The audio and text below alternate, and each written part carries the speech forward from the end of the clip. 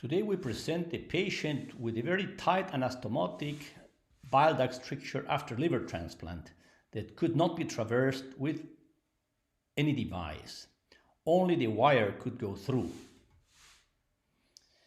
We therefore decided to use the Sohendra stent retriever and advance it over the wire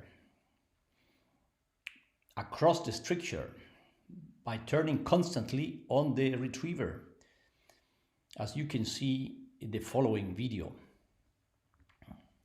The stent retriever is advanced over the wire and turned with your right hand through the endoscope.